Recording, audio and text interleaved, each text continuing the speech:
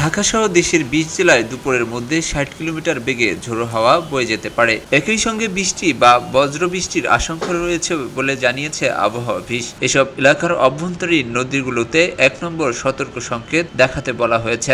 শনিবার সকালে বাংলাদেশ আবহাওয়া অধিদপ্তরের ঝড় সতর্কীকরণ কেন্দ্র থেকে প্রকাশিত ভোর ৪টা থেকে দুপুর ১টা পর্যন্ত দেশের অভ্যন্তরীণ নদী বন্দরের জন্য প্রকাশিত পূর্বাভাসে এসব তথ্য জানানো হয়েছে। এতে বলা হয়েছে, আজ দুপুর ১টার মধ্যে রংপুর, দিনাজপুর, রাজশাহী, পাবনা, বগুড়া, টাঙ্গাইল, ঢাকা, ময়মনসিংহ, ফরিদপুর, মাদারীপুর, যশোর, কুষ্টিয়া, খুলনা, বরিশাল, পটুয়াখালী, নোয়াখালী, কুমিল্লা, চট্টগ্রাম, কক্সবাজার ও সিলেট অঞ্চলসমূহের উপর দিয়ে উত্তর ও উত্তর-পশ্চিম দিক থেকে ঘন্টায় ৪৫ থেকে ৬০ কিলোমিটার বেগে বৃষ্টি বা বজ্রবৃষ্টি সহ অস্থায়ীভাবে ঝোড়ো হাওয়া বয়ে যেতে পারে। তাই এসব এলাকার নদীবন্দরকে ১ নম্বর সতর্ক সংকেত দেখাতে বলা হয়েছে।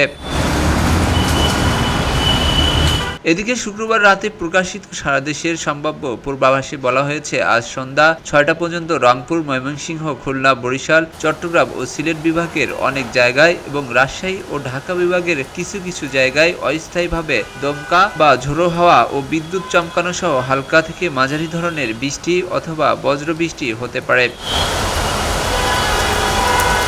পূর্বাভাসে আরও জানানো হয়, রংপুর, ময়মনসিংহ, খুলনা, বরিশাল, চট্টগ্রাম ও সিলেট বিভাগের কোথাও কোথাও মাঝারি ধরনের ভারী থেকে অতি ভারী বর্ষণ হতে পারে। এতে কিছু এলাকার জলাবদ্ধতার সম্ভাবনাও রয়েছে।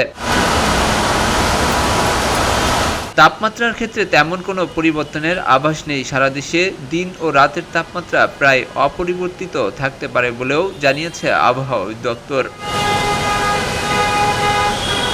খবরের কাগজ, নিখাদ, নির্ভীক, নিরপেক্ষ।